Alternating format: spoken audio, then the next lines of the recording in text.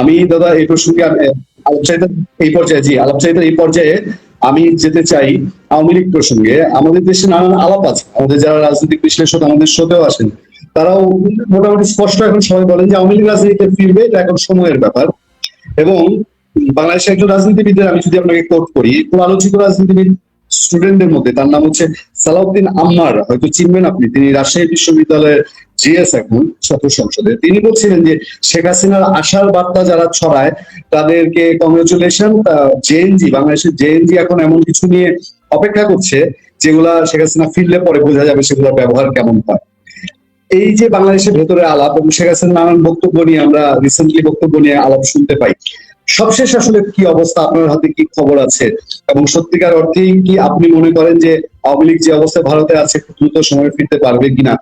যে আলাপটা গত দুদিন ধরে খুব জোরালো হয়েছে বাংলাদেশে, অনেকেই আলাপ করার চেষ্টা করছেন, সোশ্যাল মিডিয়ায় বলছেন।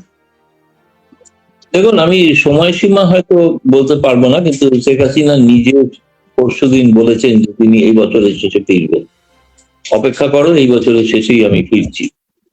এখন সেটা তার ভিত্তি কি আমি জানি না, কিন্তু এটা ঘটনা হচ্ছে যে তিনি কিন্তু ফেরার জন্য আগ্রহী। আমি যতদূর জানি তার ঘনিষ্ঠ লোকজনের সঙ্গে কথা বলে ফেরার জন্য আগ্রহী। এমনকি এতটাও হয়েছিলেন আবার তিনি যে আমার ওখানে শাস্তি হলে হোক, জেলে নিয়ে গেলে নিয়ে যাক, না কিন্তু ফিরবেই।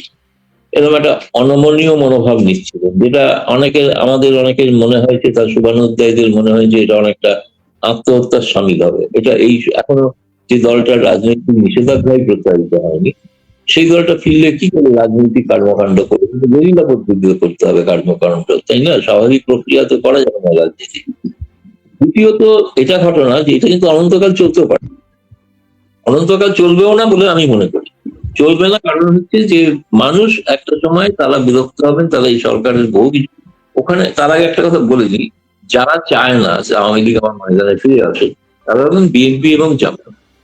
তারা জানেন আওয়ামী লীগ যদি ফেরে তা তাদের রাজনৈতিক অস্তিত্ব নিয়ে প্রশ্ন উঠবে। তারা সেই কারণে না ফেরানোর যাবতীয় ব্যবস্থা করবেন, ওই জন্য নানা দিকে অভিযোগ করে আর কি। তো এখন সেইটা একটা বড় ব্যাপার। এক্ষেত্রে বিএনপি জামায়াত কিন্তু একপন্থীতে আছে যে আওয়ামী লীগকে ফিরতে দেওয়া যাবে না, যেমন করি হোক আটকাতে হবে। কিন্তু চিরকাল কি আটকে রাখা যায়? আপনি বন্যার জল কোথা দিয়ে আটকে রাখবেন? আটকাতে সম্ভব না। আপনি তো বাইরে আছেন 1000 জন আওয়ামী লীগ নেতা, বাংলাদেশে আছে 4 কোটি সমর্থক। আমি 4 কোটি যদি বিশ্বাস না হয়, ধরে দিলাম 3 কোটি সংখ্যাটা কম। আপনাদের যেখানে যারা জেএনজি বিক্ষোভ করেছিল সংখ্যাটা তো লক্ষই লক্ষ, কোটির অঙ্কে নয়। এই লক্ষাধিক কোটির অঙ্কের সমর্থক যদি একটা সময় বেপরোয়া হয়, নিজের হাতে আইন তুলে নেয়, এবং সেক্ষেত্রে কিন্তু অঘটন ঘটতে করতে পারে। এবং আমি কিন্তু দিব্যচক্ষে এরকম একটা জিনিস দেখছি। আমি আপনাকে এটা বলতে পারি, এখন আমি যতটুকু শুনেছি উনি বোধহয় সম্প্রতি সেক্রেটারি হয়তো আরেকটু ক্যাটেগরিক্যালি হয়তো বলবেন বলে আমি শুনেছি যে এইটা এবছর হলো না 17ই মে ফেরা, কিন্তু আগামী 17ই মে তো ফিরছি, মানে 17ই মে তার প্রত্যাবর্তন দিবস। সেই দিন উনি কি বলেন সেটা একটা দেখার বিষয় আছে। সেদিন হয়তো একটা কিছু বলবেন তিনি, তার একটা বার্তা থাকবে, নির্দিষ্ট বার্তা। এবং যদি বলেন যে তিনি আওয়ামী লীগ, যে কথা সম্পর্কে বলা হয় যে রিফাইন্ড আওয়ামী লীগের অর্থ কি? মানে পুরনো যাদের বিরুদ্ধে অভিযোগ আছে তাদেরকে সামনের সারিতে না এনে, কিন্তু শেখ হাসিনা তো কোনো ব্যক্তি নয়। আমরা মনে করি শেখ হাসিনা একটা আদর্শবোধের ধারাবাহিকতা, বঙ্গবন্ধুর আদর্শবোধের ধারাবাহিকতা। সেই ধারাবাহিকতাতে যারা থাকবেন তার অন্য কোনো অসুবিধা না হলে তিনিই থাকবেন নেতৃত্বে, এই বিষয়ে কোনো সন্দেহ নেই। হয়তো পুরনো নেতারা যারা আছেন তাদের মধ্যে কেউ অদল বদল হতে পারে, নতুন কিছু, বিশেষ করে যারা মাঠ পর্যায়ে কাজ করছে তারা হয়তো অনেক স্থান পেতে পারে। কিন্তু কারোর নাম যদি এখন ঘোষণা করে দিই, ধরুন যে মাঠ পর্যায়ে কাজ করছে, সেই মাঠ পর্যায়ে কাজের বাড়িতে তো তাকে গ্রেপ্তার করে দেবে, তাই না? এই যে ক্রমাগত বলা হয় যে নতুন আওয়ামী লীগ, আরে নতুন আওয়ামী লীগের নাম বলা মাত্র তাদের গ্রেপ্তার করা হবে, কারণ তাদের রাজনৈতিক নিষেধাজ্ঞা অসীম। এটাও আমি বলছি, রাজনৈতিক নিষেধাজ্ঞা কিন্তু প্রত্যাহারে বাংলাদেশের মানুষ বাধ্য করবে তাকে অবসর করতে। সেটা কিন্তু খুব বেশি দিন নয়। তার কারণ হচ্ছে মানুষ আর্থিক দুর্দশায় যেটা পড়েছে, আরো যেটা পড়বে, এবং তার ফলে কিন্তু যদি তেমন কোনো অঘটন ঘটে আর সেখানে যদি অমানবিক অত্যাচার যদি মানুষের উপর নেমে আসে, আমি যতদূর বুঝি ভারত অত্যাচারিত নিপীড়িতদের পাশেই থাকবে। কিভাবে থাকবে না থাকবে সেটা ভবিষ্যৎ, কিন্তু বাংলাদেশে যেটা চলছে সেটা চিরস্থায়ী ব্যবস্থা নয়। এটা একমাত্র হতে পারত যদি কোনোভাবে বিএনপি সরকার কোনোভাবে তারা যদি আওয়ামী লীগের সঙ্গে কোনো একটা গোপন সমঝোতায় আসতে পারতেন, কিন্তু সেটার কোনো লক্ষণ দেখা যায় না। সেটা কথা ছিল হওয়ার, সেটা কথা ছিল হওয়ার হয়নি। তারা করছেন না, একটাই কারণে হচ্ছেন না, যে তারা ভাবছেন, বিশেষ করে জামায়াত ভাবছে জামায়াতকে একমাত্র রুখতে পারে যে বাংলাদেশে, সে হচ্ছে আওয়ামী লীগ, অন্য কোনো দল না। তো সেই দলটার যদি উত্থান ক্রমশ বাড়তে থাকে, আপনি কি ভাবেন যে ভারত চুপ করে বসে থাকবে? ভারত যেখানে একটা রাষ্ট্রে একটা জঙ্গিরা উত্থান হবে, তাদের ভারত চুপচাপ বসে বসে দেখবে? এটা দেখবে না। এই জন্যই আমি বলছি সময়ের অপেক্ষা। নিশ্চিতভাবে ওই যে যেটা বলছেন, মানে তার মনের আকাঙ্ক্ষাটার কথা বলছেন, কিন্তু এই মানে এই নয় যে তিনি কোনো দিনক্ষণ নির্দিষ্ট নয়, একটা রাজনৈতিক ভবিতব্য যে বাংলাদেশের মাঠে আওয়ামী লীগকে দেখতে পাবেন। দাদা, একটা জিনিস আমি একটু তুলে ধরি। আজকেও আমাদের দেশে বিভিন্ন জন আলোচনা করছেন যে ঠিক আছে, মানুষ নির্যাতিতের পক্ষে থাকে, যে বঞ্চিত হয় তার পক্ষে থাকে, এবং যারা বাংলাদেশে ভালো চায় তারা চায় যে সব দল রাজনীতিতে সমান সুযোগ পান। কিন্তু আওয়ামী লীগকে দেখা যায় তারা এখনো যেসব সাংগঠনিক দায়িত্বে আমরা সোশ্যাল মিডিয়ায় দেখি, বাংলাদেশের চিহ্নিত যাদের প্রতি মানুষের ক্ষোভ আছে এখনো, যে আওয়ামী লীগ এই মানুষগুলোকে ঝেড়ে আসুক, এই মানুষগুলো দুর্নীতিবাজ, এরা সন্ত্রাসী রাজনীতি করে, সেই মানুষগুলি এখন আওয়ামী লীগের বিভিন্ন সাংগঠনিক দায়িত্ব পেয়ে যাচ্ছে। এইটা কিন্তু মানুষের মধ্যে এখন একটা আগ্রহ আছে যে আওয়ামী লীগ যদি আপনারা ফেরার কথা বলছেন, ফিরে তাহলে সেই আগের রূপেই ফিরবে, তার কোনো চেঞ্জ নাই। এই আলাপটা কিন্তু বাংলাদেশের ভেতরে আছে। নিশ্চিতভাবে পরিবর্তনশীল সময়। আমি তো আপনাকে আগেই ইঙ্গিত দিয়েছি, শেখ হাসিনা উপরে থাকবে, তারপরের ব্যাপারটা সেটা শেখ হাসিনার নিজস্ব সিদ্ধান্ত। এবং দেশে ফেরার পর হয়তো ভবিষ্যৎ আওয়ামী লীগের নেতৃত্বের কথাও ঘোষণা করতে পারে, সেটা অবশ্যই বঙ্গবন্ধু পরিবারে। কিন্তু সেই তার এবং বাকি যাদের কথা আপনি উল্লেখ করছেন, এরা থাকবেন কি এর মধ্যে বহু আছেন বেশ কিছু, তারা বয়স হয়ে গেছে, কেউ কেউ সত্যি সত্যি অনেক বেশি, যেটাকে বলা হয় আওয়ামী লীগের অ্যান্টি ইনকামবেন্সি, সে অ্যান্টি ইনকামবেন্সির প্রতীক তারা হয়ে গেছে কেউ কেউ। এটা ঘটনা, অসত্য নয়। কিন্তু তার মানে তো এই নয় যে তাদের সকলকে ছেড়ে ফেলে দিতে হবে, সেরকম না। কিছু পরীক্ষিত নেতা তো আছে, তারাও তো ঝড়ঝাপটা সামলেছেন, কিন্তু সামলাচ্ছেন।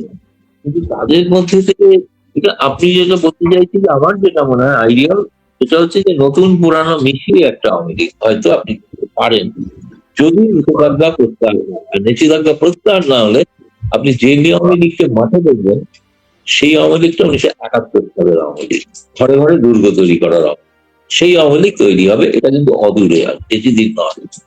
এটাই বলতে চাইছি। আমি সবশেষ শুরু বলবো দাদা, যে নিষেধাজ্ঞা রয়ে গেছে এখনো, এবং শেখ হাসিনার উপরে তার মৃত্যুদণ্ডের রায় আছে। এই যে অল্প সময়ের মধ্যে আওয়ামী লীগ ফিরবে বলা হয়, এমন কোন মানে এটাকে আমরা আবার নতুন করে মেটিকুলাস ডিজাইন দেখবো, বা ইন্ডিয়া যেমন আপনাদের ইন্ডিয়ার অনেকেই বলেন দেখি যে ইন্ডিয়া তো কমান্ডো দিয়ে এসে শেখ হাসিনাকে ফেরত দিয়ে যাবে না। কিন্তু বাংলাদেশের রাজনীতির এখন ইন্টারনাল যে অবস্থা, তাতে করে বহুদূর মনে হয় যে আসলে কবে কি চেঞ্জ আসবে। তাহলে কেন এই আলাপটা যে আওয়ামী লীগ অল্প সময়ের মধ্যে ফিরতে পারে? আপনার কি মনে হয়? আমি অল্প স্বল্প দীর্ঘ কোনো ব্যাখ্যাতেই যাচ্ছি না। আমি আপনাকে একটা রাজনৈতিক প্রেক্ষাপট, রাজনৈতিক বিশ্লেষণ করছি কি হতে পারে। পৃথিবীর কোনো দেশে কোনো নিষিদ্ধ দলকে আটকে রাখা যায়নি, আমেরিকানরা তো ভূমিকম্পে পারেনি না, তো সুতরাং এটা তো কোনো কথা নয়। নিষেধাজ্ঞা থাকলেই যে সেই দলটা, তালিবান তো নিষিদ্ধ হচ্ছে, তালিবান রাজত্ব করছে, তাই না? জামায়াত ইসলামীও নিষিদ্ধ ছিল, সেও তো রাজত্ব করছে। সুতরাং নিষিদ্ধ হলে সে কোনোদিন রাজত্ব করবে না এমন তো নয়, এটা হচ্ছে বাস্তবতা। আর বিশেষ করে শেখ হাসিনা, আপনি যে বর্তমান পরিস্থিতি দেখুন, সাধারণ মানুষকে বোকা যদি ভাবে কেউ, সেটা ভাবছে। আপনি বিদ্যুৎ পাচ্ছেন, মেট্রো চলে যাচ্ছেন, পদ্মা সেতু বেরোচ্ছেন, সব তো শেখ হাসিনা করা দিয়ে। আমাকে ডিটেল পাচ্ছেন, সবই তো শেখ হাসিনা করে। শেখ হাসিনা থাকলে এখন তোকে বলছে আরো কত না কি হতো, মেট্রোটা হয়তো আরো বহুদূরে করতে পারছে, তাই না? যে সুযোগ আপনি নিচ্ছেন, 1.5 কিলোমিটার 4 কিলোমিটার লম্বা লাইনে দাঁড়িয়ে, আপনার বিরুদ্ধে, আপনি আওয়ামী লীগের একটা অভিযোগ, খুব ন্যায্য অভিযোগ বলে আমি মনে করি, সেটা হচ্ছে বিরোধীদের গণতান্ত্রিক যে স্পেস যেটা দেওয়া উচিত, যেটা এখন তারেক রহমানরাও দিচ্ছে, সেইটা ভুল। বিরোধীদের একটা স্পেস আছে সবসময়, সেই গণতন্ত্রই শক্তিশালী হয় যে গণতন্ত্রের বিরোধীরা মর্যাদা পায়, বিরোধী দলনেতা মর্যাদা পাবে। ফলে সেইটা ভারতের গণতন্ত্রকে কেন শক্তিশালী বলে? কংগ্রেস তো হেরে যায় বারবার বিজেপির কাছে, তাহলে একটা বিরোধী দলনেতা আছে, তার কথা শোনা হয়, পার্লামেন্টে তারা হইচই করে, তবে তো গণতন্ত্রটা মজবুত হয়, তার একটা মন্থন চলে। কিন্তু আপনাদের ওখানে সবটাই একতরফা, এটাই সমস্যা। এই কারণে গণতন্ত্র বিকশিত হয় না। একদল কেউ ক্ষমতা এসে গেলে যে ভাবে আরেকজনকে আসতেই হবে, তার ফলে শুধু যদি যে কারণে বিপ্লব কাউন্টার বিপ্লব ঘটেছে, যে বিপ্লবী ঘটে থাকবে শেখ হাসিনার বিরুদ্ধে, একই ধরনের বিপ্লব আর একটা ঘটবে। খুব স্বাভাবিক নিয়ম, ইতিহাসে স্বাভাবিক নিয়মে, মানে কোনো অস্বাভাবিকতা তো আমি দেখছি না এতে। এবং সেটা কিন্তু উড়িয়ে দেওয়া যাবে না যে সবটাই যে খুব সহজ গণতান্ত্রিক পদ্ধতিতে মিছিল মিছিল সত্যাগ্রহ গান্ধীজির মতো আন্দোলন হবে, সেটা নাও হতে পারে, তাই না? যেটা হয়নি, বাংলাদেশ স্বাধীন হয়েছে গান্ধীজির সত্যাগ্রহ পথে নয়। সুতরাং সত্যাগ্রহ পথে যে ভারত স্বাধীন হয়েছে সেইভাবে স্বাধীন বাংলাদেশ হয়নি। ফলে বাংলাদেশ এই যদি মনে করে থাকেন মানুষের জনতা যে আমরা আবার পরাধীন, তবে সেই একইভাবে আবার স্বাধীন তারা হবে। সেক্ষেত্রে বহু বন্ধু রাষ্ট্র এগিয়ে আসবে সাহায্য করতে, এটা যেন বাংলাদেশ করে। সেই ক্ষেত্রে যদি বলি যে বাংলাদেশের মানুষের ভিতরে এখনো ধারণা যে আমেরিকা আওয়ামী লীগের প্রতি সাংঘাতিক রুষ্ট, যে কারণে 24-এ ঘটনা ঘটেছে, এখনো আমেরিকা আওয়ামী লীগকে পছন্দ করে না এবং আওয়ামী লীগের সঙ্গে আমেরিকার সম্পর্ক ভালো না। সেই ক্ষেত্রে ভারত যে চায় আওয়ামী লীগ রাজনীতিতে আসুক, ভারত আমেরিকা এক সুতোয় না আসলে কি আওয়ামী লীগের জন্য কখনো কপাল খুলবে? না, কপাল খোলাবে বাংলাদেশের জনতা, সবসময় ভুল ধারণা। ভারত খোলাবে না, ভারত কোনোদিনই কিছু খোলায়নি। এটা সম্পূর্ণ একটা ভুল ধারণা নিয়ে বাংলাদেশের মানুষ বেঁচে থাকে। সবটাই করেছে বাংলাদেশের মানুষ, তাদের প্রতি অসংখ্য জানানো হবে, সেটা যাই ঘটে থাকুক। সবটাই বাংলাদেশের মানুষ ঘটিয়েছে, বাইরে থেকে কেউ হয়তো প্রকারান্তরে সমর্থন করেছে। আমি 71 যুদ্ধের কথাও যদি বলি, এই যুদ্ধটা বাংলাদেশের মানুষ করেছিল, ভারত তাকে সাহায্য করেছিল, রাশিয়া সাহায্য করেছিল, এটা অন্য কথা। সাহায্যকারীর ভূমিকাটা প্রধান নয়, প্রধান তাকে নিজেকে করতে হবে। এখন সেই পরিস্থিতি তৈরি হবে, হলে তখন সেটা মারা যেতে পারে। আপনি যেটা বলছেন ভারত নিয়ে কিছু করবে, ভারত নিয়ে কিছু করবে না।